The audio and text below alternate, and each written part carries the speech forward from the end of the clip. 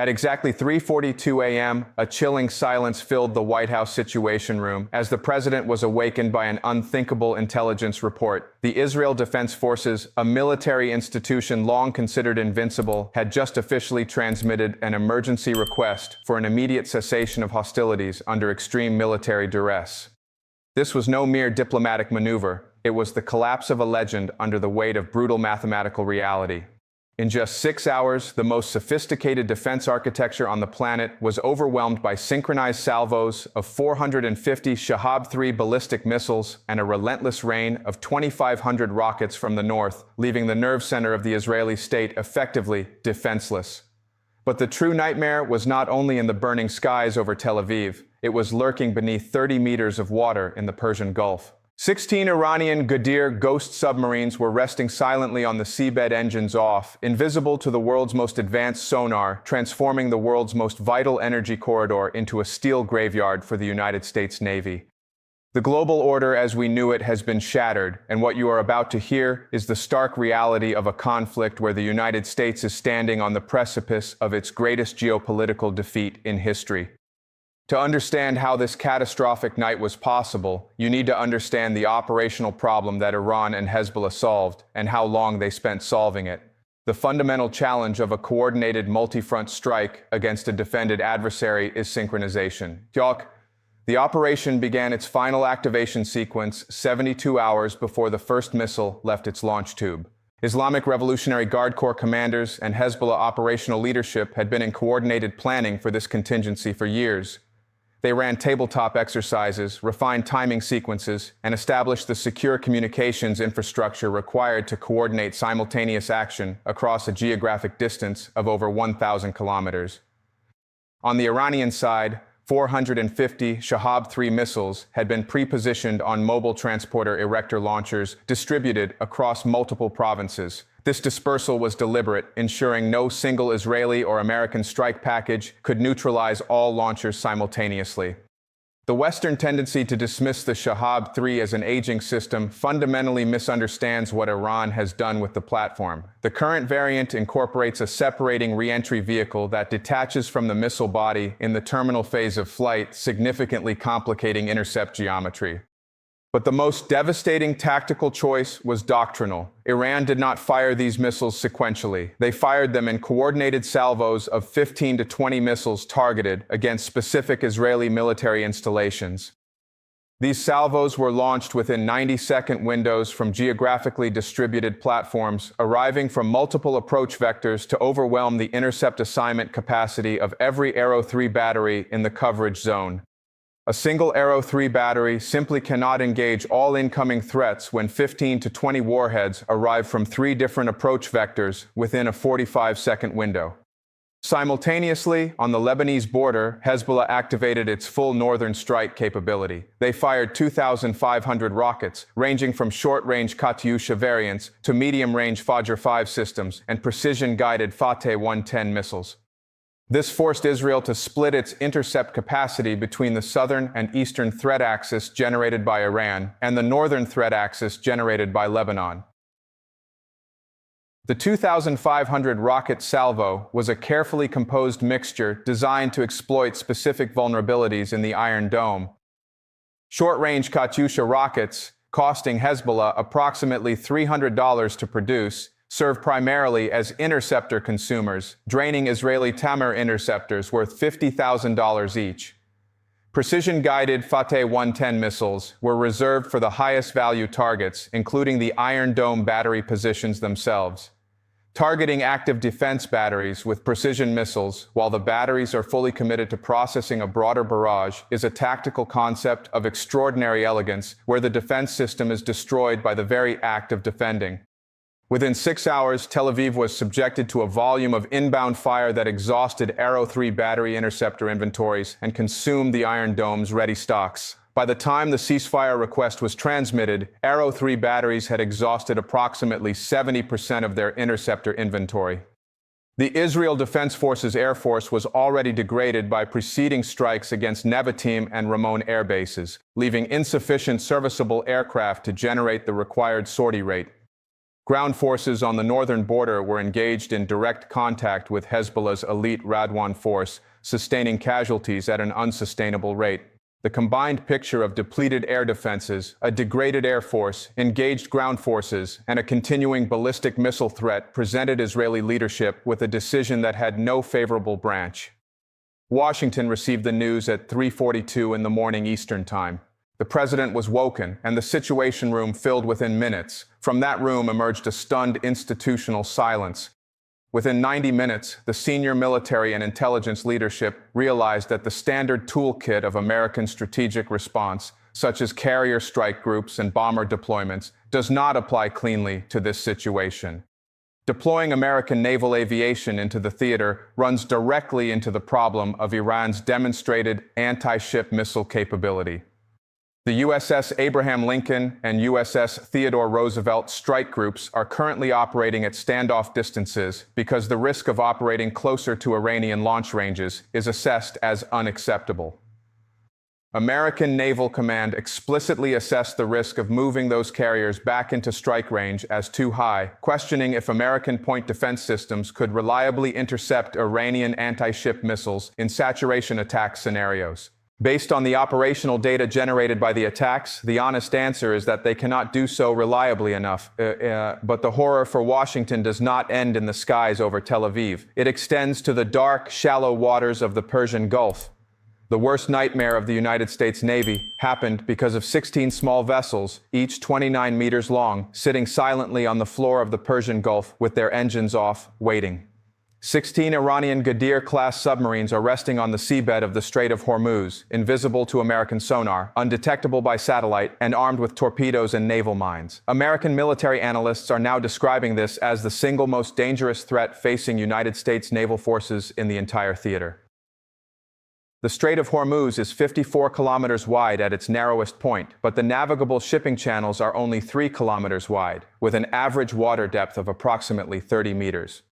American Ohio-class submarines, which are 170 meters long and displace 18,000 tons of water, cannot fit or operate in water that is 30 meters deep. Trying to maneuver them there is the equivalent of trying to thread a rhinoceros through the eye of a needle. The American submarine fleet is powerful in open ocean warfare, but in the shallow, narrow, noise-saturated waters of the Strait of Hormuz, it cannot operate at all.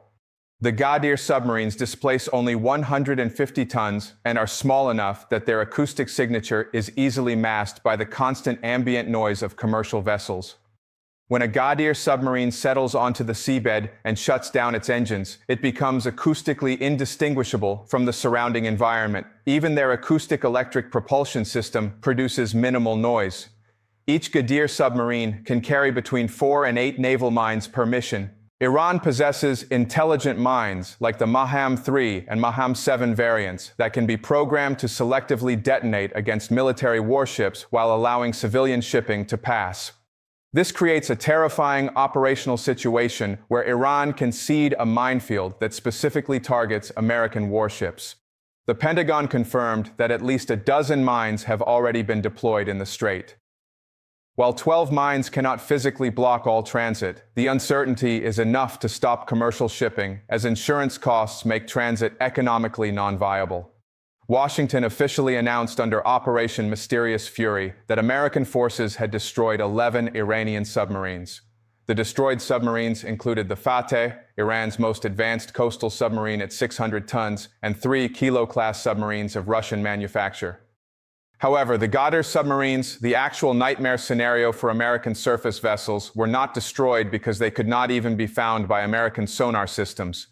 You cannot destroy what you cannot detect. To make matters worse, Germany, France, the United Kingdom, Italy, and Spain have all declined to participate in any naval operation aimed at reopening the Strait of Hormuz.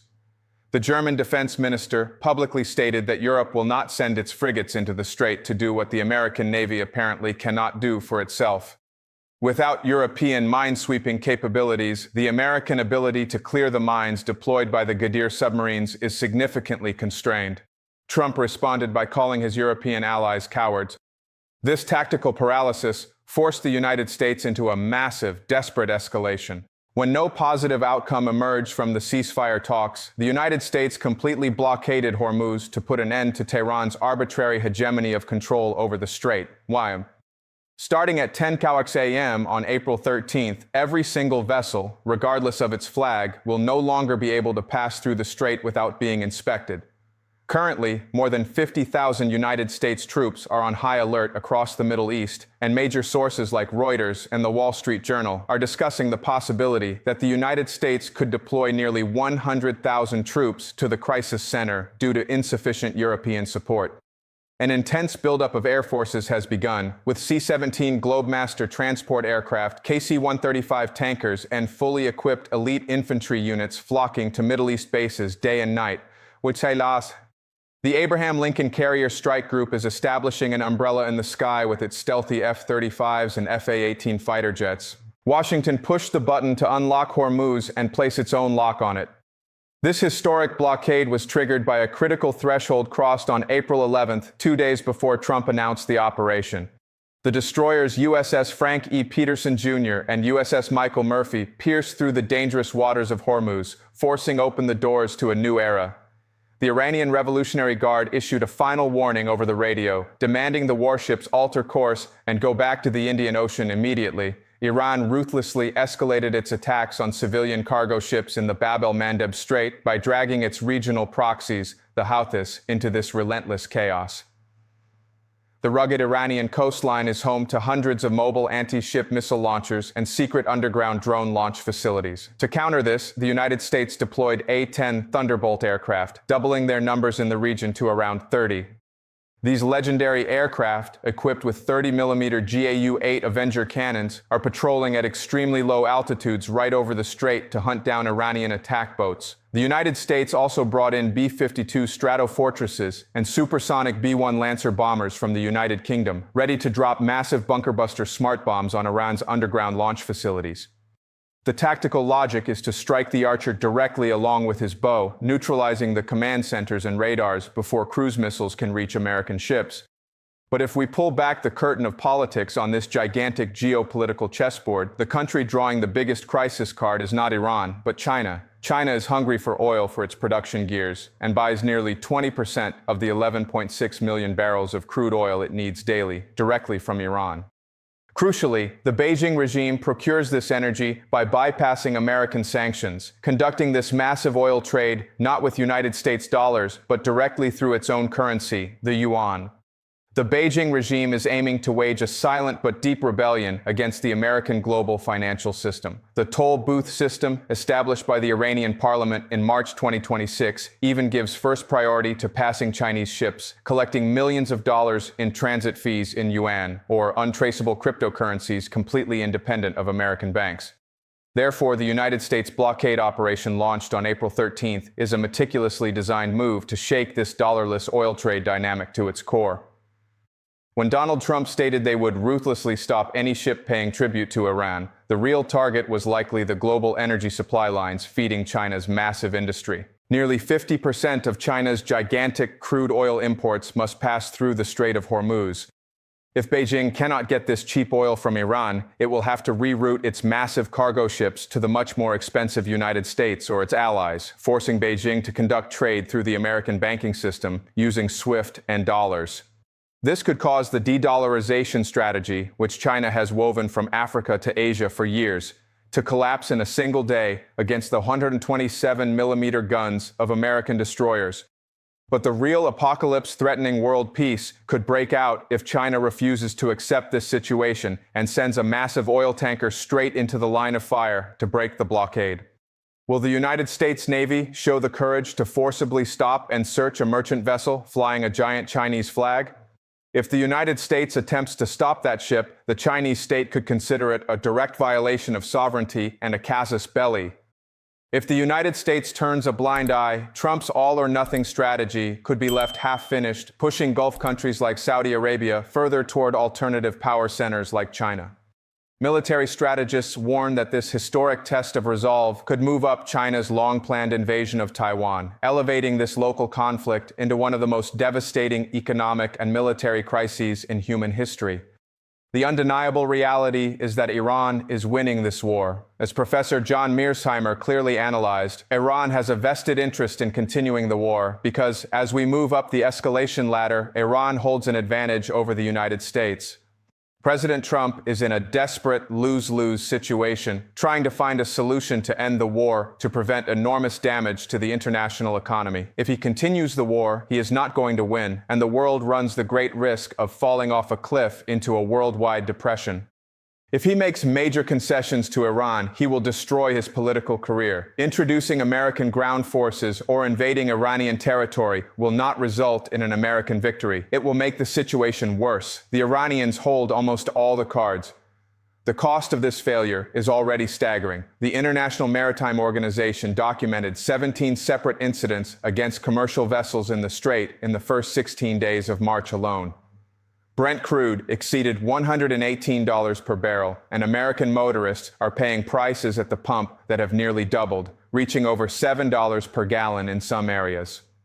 The United States has 13 major military installations in the Middle East, and the Iranians have damaged or destroyed all 13 of them. In early 2026, Iran's Revolutionary Guard effectively blocked more than 90% of normal oil flows through the Strait of Hormuz, forcing the International Energy Agency to release a record 400 million barrels of emergency crude reserves just to try to slow the bleeding.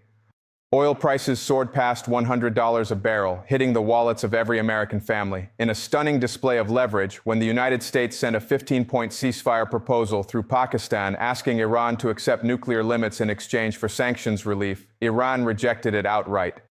Iran sent back a counter-proposal demanding the United States recognize Iranian sovereignty over the Strait of Hormuz and pay war reparations.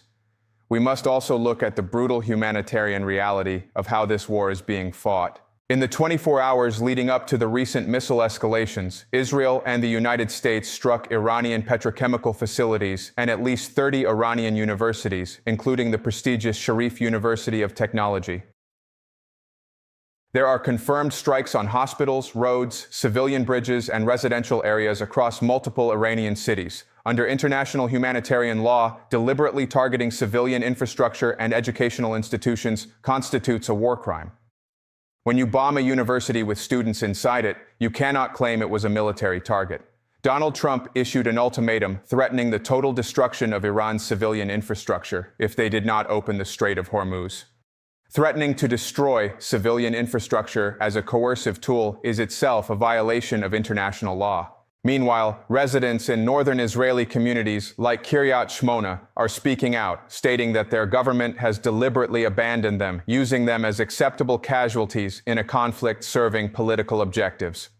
Israel has also announced a new exclusion zone in Lebanese territory, applying the same model of destroying civilian infrastructure and displacing populations to assert military control, a systematic process of territorial expansion through forced displacement.